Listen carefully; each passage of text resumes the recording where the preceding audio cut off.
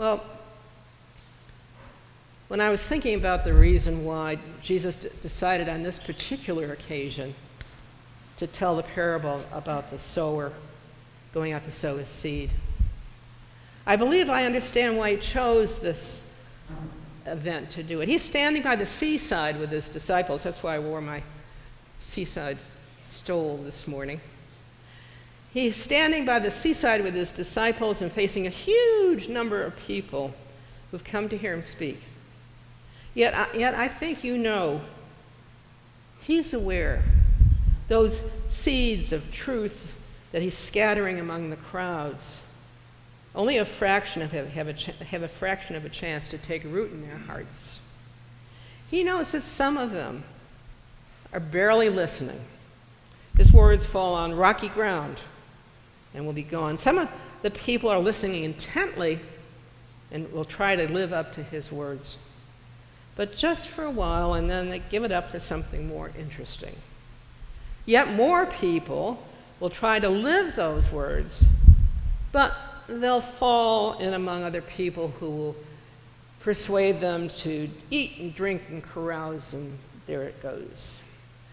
A third, even smaller group hear Jesus' words and plant it deeply in their hearts, where it will take up root forever.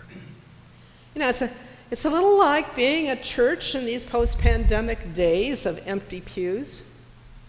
You know, those of us who gather in a church like this know how it feels, especially in the last 20 years. We've watched as fewer and fewer folks show up for Sunday services. Where is everybody?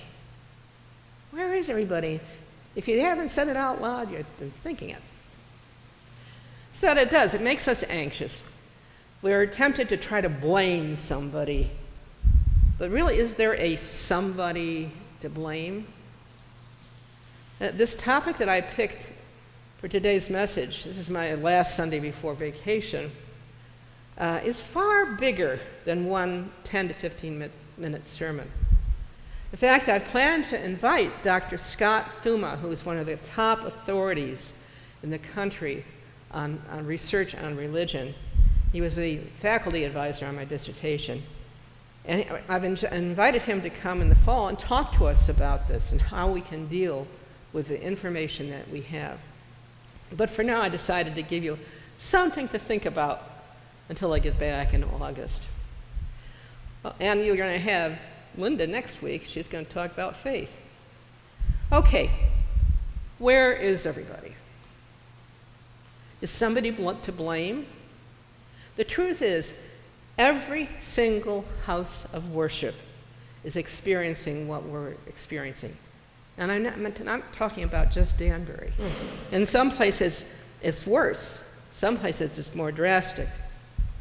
We've been working together right now with a book by Dr. Brian P. Burge, who recently released the second edition of this book. This was just put out in the first edition in 2015. But it says something right then and there that he had to put out a second edition in 2023 because things have changed so much. And this is the book about the nuns. Now, the nuns are not the kind ladies with the veils and the jingly rosary beads that I went to convent school with for so many years. They are the ones that are NUNS. These are the nuns. It's spelled NONES. Dr. Burge is both a pastor and a religious social scientist. By the way, I encourage you, anytime that you hear a siren going by here, I know I do, pray for whoever that is for, and pray for the EMTs, etc. So Dr. Burge is both a pastor and a religious social scientist. He's the one who compiles accurate, valid data where religion is and where it's going. And I'll tell you, it's very revealing. You may all come in. Come on. I can tell you that he had to totally recalibrate his figures from 2015 because his findings have changed so much. Back, we all remember the good old days, the 50s and the 60s and the 70s when there were 300 people in here on a Sunday, and the church school, we had so many kids we actually needed 3 stories of a church school building. And that was an interesting time we all remember and cherish. It's gone. But here's where religion actually stands today. Of the 7 major religions, by the numbers, every single one of them has seen their attendance plummet since the 1980s. Yes, even the Catholics and the evangelicals.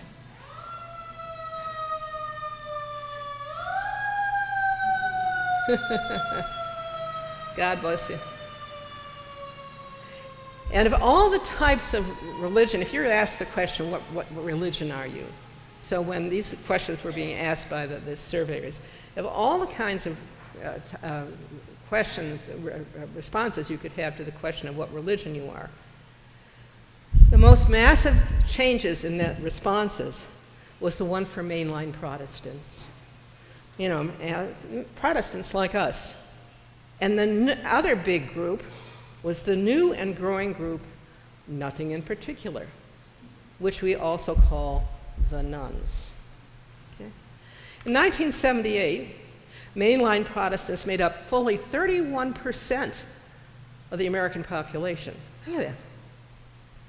Only 12 years later, it's 1978, only 12 years later, our denomination made up only 18%. We lost a third of our members in 12 years.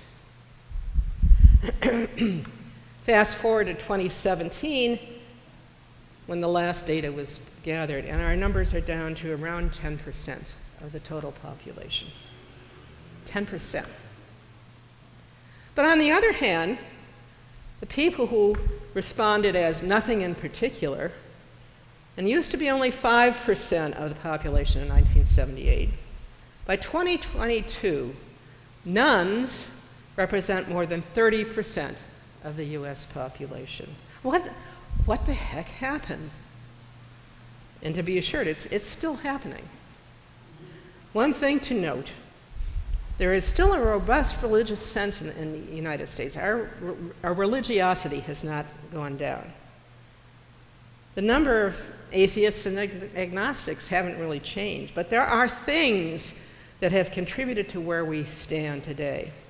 And there are many ways we can work to keep the doors open for those people that are drifting out there, those nuns, those nothing in particulars, who still have a hunger for the kind of community a church can bring.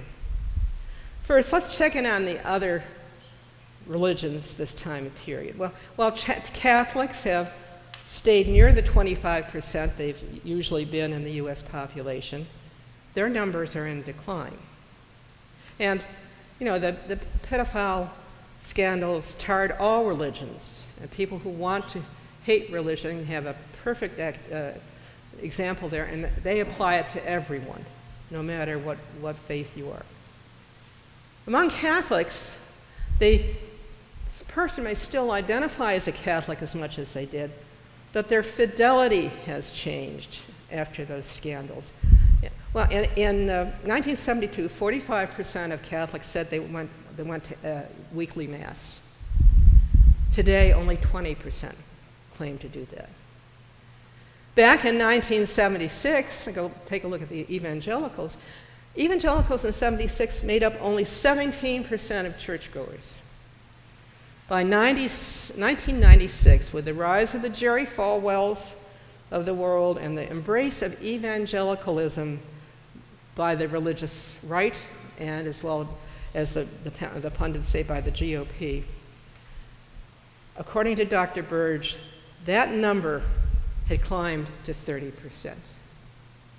But then again, when you get into make a bedfellow of politics, that gate swings both ways. So while it had been 30% in 96, In 2022, evangelicalism has eroded to 22%. Now, it's felt by many analysts that during the Trump years and the years before, that they had an effect when people were watching the way that some Christians behave and wondering if they really want to be a part of what these people are saying Christianity is. And what it had as an effect on the middle person. And that's generally many of the people that come to this church. They're not extreme right or extreme left. They have a progressive sense of religion and helping people. But they are the middle ones were the ones who were turned off by this message. Yes, Randall Balmer, who's a professor at Dartmouth, said that it's gotten to the point it's not about morality at all, but it's kind of about race. People are leaving, he says, because Christianity has been hijacked by politics. Where do all these people who are exiting their churches, where do they go? They become nothing in particular, the nuns. Some of them have found their way to First Church. Some of the people who are here over the last few years have come because it's a safe place, and it's a place you come as you are. But for the most part, the nuns are out there, having come from many religious backgrounds, and many still aching for a place to belong, to be welcome. They want new spiritual communities that are less exclusionary. Another name for the era that we're living in is the great de-churching, the great de-churching. But the loss of belonging brings responsibilities to us that we as a community of faith have to let the nuns know that there are places, safe places to come for welcome, that they can explore at any time without any kind of commitment.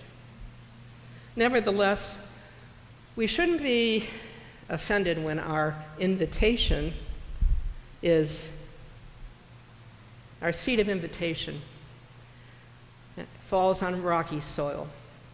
It's turned down, or the people we meet have chosen to explore another pasture. The New York Times writer Jessica Gross explored what it's like to be de-churched in America.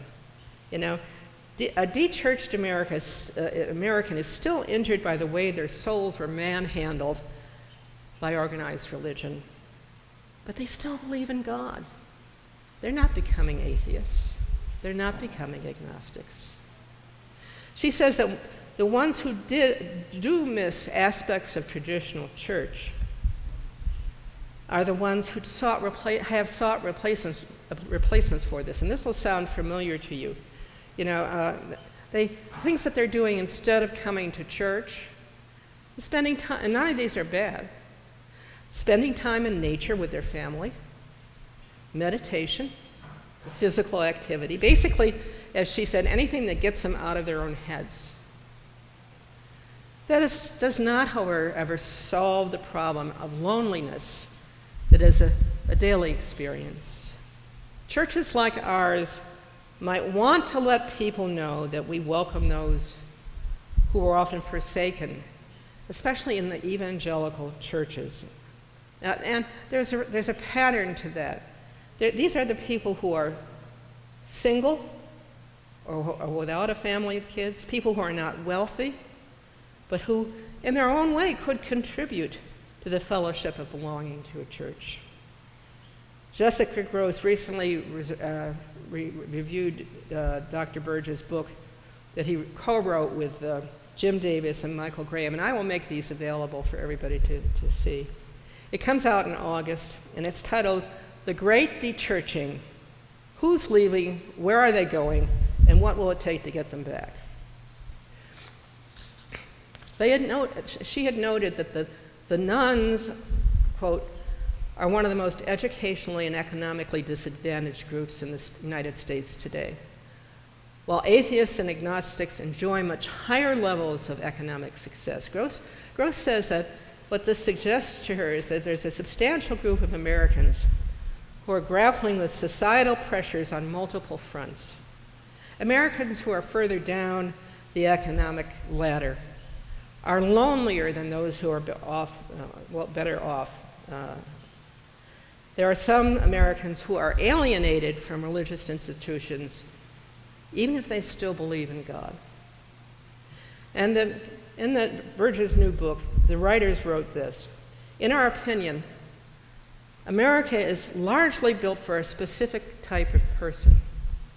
If you belong to a nuclear family, graduated from college, and have children after marriage, America's institutions tend to work better for you. If you get off that track or never started on it, the U.S. is a more difficult place in which to thrive. Church culture can feel unwelcoming and even shaming to people who are struggling financially or have family structures outside of the standard model. The average American church is not truly hospitable to the less fortunate, making them feel like outsiders in our midst. But there are forms of grace that churches are able to offer for people like this, and like any other place that you can gather. Burge tells the story about his own church, and they had, after their sermon, a joys and concerns very much like ours, where we asked for prayers for serious, tough situations. So at Burge's church, he said a young man, probably in his 20s, with a baby, said he just lost his job and wouldn't be able to make rent that month, and asked of the congregation that they pray for them. Burge said an older man in the congregation went up to the young man after the service and said, "Son, if you need a job, you can come work for me tomorrow." This truly is an example of the seed falling on good soil and bearing fruit. The church really does wind up to be one of the few places that people from different walks of life can interact and help one another. There are opportunities here among these people we've heard about today, the nuns that have been driven from their churches. We can help to recreate meaning and belonging and a desire to join up with a group of people like our own folks who truly care about others and welcome them here just as they are. That's something I say over and over again. You are welcome here just as you are, wherever you are, with whatever burden you have. There's so much more about this topic that I'm going to leave you thinking about this morning, about ways we can offer people a safe place where they can try to live by those seeds that Jesus planted in us long ago. And there are many things to learn about how we can change the future. So with that, I say, amen.